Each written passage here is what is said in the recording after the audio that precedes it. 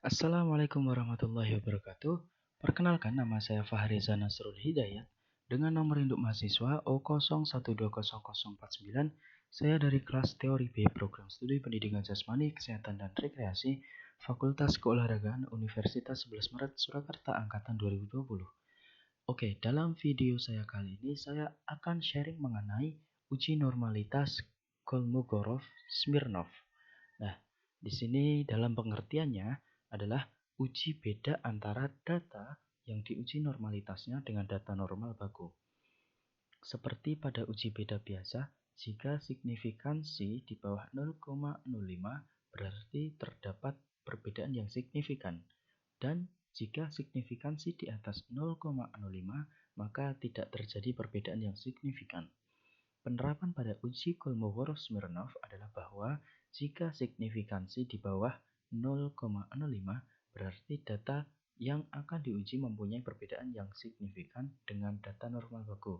Berarti data tersebut tidak normal. Oke. Nah, selanjutnya kita akan masuk ke langkah-langkah bagaimana caranya kita menguji normalitas Kolmogorov-Smirnov. Langkah yang pertama adalah menyiapkan data terlebih dahulu. Di sini saya mengambil kasus data motivasi dan prestasi. Jadi di sini motivasi adalah sebagai variabel X dan prestasi adalah sebagai variabel Y. Variabel X merupakan variabel independen atau variabel yang mempengaruhi, dan variabel Y merupakan variabel dependen atau variabel yang dipengaruhi. Oke, langkah yang berikutnya setelah kita mengetahui data-data ini, kita masuk ke SPSS. Sebelum itu, kita copy terlebih dahulu datanya. Oke, kita copy.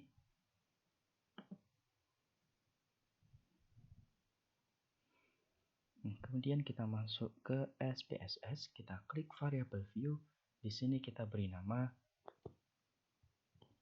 motivasi belajar.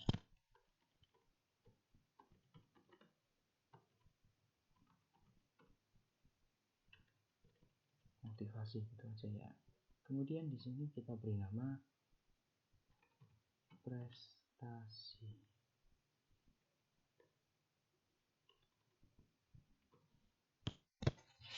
Nah, selanjutnya di bagian desimal kita 0 dan di bagian label kita beri nama motivasi belajar dan prestasi belajar.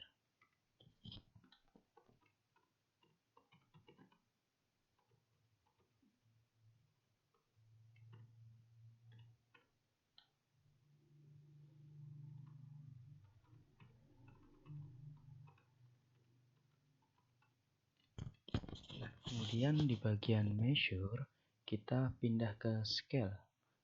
Ini juga sama. Nah, jadi di sini di variabel view yang perlu kita perhatikan adalah di bagian nama, kemudian desimal, label, dan juga measure-nya.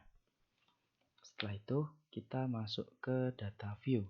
Di data view sudah ada kolom motivasi dan prestasi. Nah, kita langsung klik paste. Nah, oke, langsung keluar seperti ini. Setelah itu kita tidak langsung mencari normalitas Kolmogorov-Smirnov, tapi kita di sini memunculkan nilai unstandarized residual, atau di sini nanti akan muncul res_1 gitu ya teman-teman. Nah, dengan cara bagaimana? Oke, langsung saja kita praktekkan. Yang pertama adalah kita mengeklik di bagian analyze. Nah, setelah itu kita klik regression. Nah, di sini kita pilih di bagian linear. Kita klik. Setelah itu akan muncul seperti ini. Nah, seperti yang saya sampaikan di awal tadi, motivasi belajar kita tempatkan di variabel X atau variabel independen. Nah, motivasi belajar di sini kita klik di bagian kolom independen. Kita masukkan di sini dan prestasi belajar, kita masukkan ke bagian dependent atau yang dipengaruhi. Oke, di sini kita save. Nah, di sini kita perhatikan di bagian residualnya, kita klik atau kita checklist di bagian under standardized. Nah, bagian paling atas ini kita klik, kemudian kita continue. Nah, setelah seperti ini, langkah yang terakhir untuk memunculkan under standardized residual atau RES 1, kita klik OK. Nah, setelah itu akan muncul outputnya. Kita minimize saja. Ya, ini sudah muncul residual 1. Nah, setelah seperti ini kita baru bisa menguji normalitas Kolmogorov-Smirnov dengan cara kita klik analyze. Nah, kemudian kita klik non-parametric test. Terus kemudian kita pilih legacy dialogs. Dan kita klik satu sampel K garis S. Ini ya teman-teman. Nah, kita klik. Oke, setelah itu kita masukkan variabel under standardized residual ke bagian tes variable list. Kita pindahkan dan di tes distribusi ini kita checklist yang normal. Nah, setelah ini yang lain tidak usah diperhatikan, langsung saja kita klik bagian OK. Nah, maka akan muncul seperti ini, one sample Kolmogorov-Smirnov test.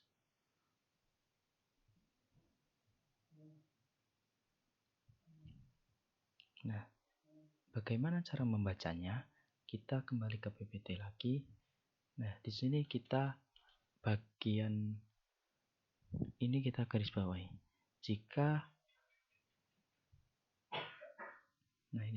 signifikansi di bawah 0,05 berarti data yang akan diuji mempunyai perbedaan yang signifikan dengan data normal baku. Berarti data tersebut tidak normal. Nah, di data yang kita cari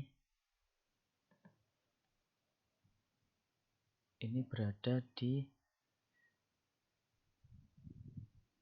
angka 0,119. Jadi ini di atas 0,05. Berarti data yang kita cari ini adalah normal. Oke. Nah, ini teman-teman. Kita baca di bagian paling bawah. Ini tertulis 0,119. Oke. Kita juga bisa mencari di Google sini langkah-langkahnya sampai akhir, kemudian kita praktekkan dan kita cari tahu. Nah, di bagian paling bawah ini cara membacanya, interpretasi uji normalitas. Jadi yang dapat kita simpulkan dari data yang telah kita cari,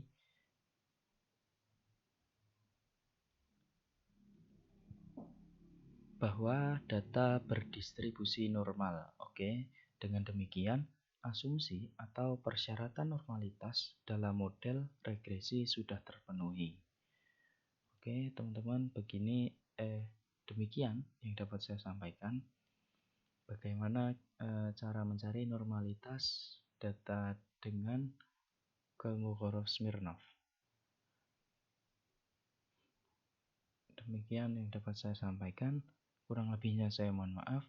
Wassalamualaikum warahmatullahi wabarakatuh.